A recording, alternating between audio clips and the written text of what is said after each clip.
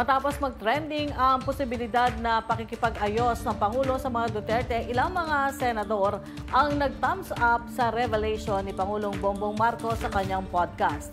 Kung sino-sino ang mga ito, kukwento sa atin ni Dexter Ganibe. Ilang mga senador kagaya ni Senator-elect Ronald Bato de la Rosa at Senator J.V. Ejercito ang umuhopya sa naging pahayag ni Pangulong Bongbong Marcos mula sa kanyang podcast.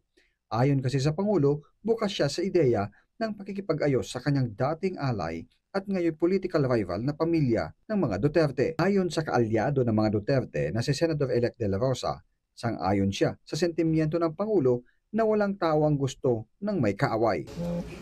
Magandang kwan yan, magandang simulain yan, magandang simulain. Sino ba naman ang gusto ng away?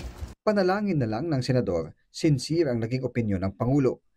Aniya, nadala na rin kasi siya nang maniwala siya noon sa mga sinabi ng presidente. I don't know dahil may experience ako sa kanya na ibang ginawa. So, mahirap ako sabi kung sincere siya o hindi. Para naman kay Senator JB, kahit na anya naging malalim na ang hidwaan at alitan ng dalawang kampo at mistulang malabo ng mangyari ngayon, ay umaasa at pinagdarasal ang magandang kahinatnan.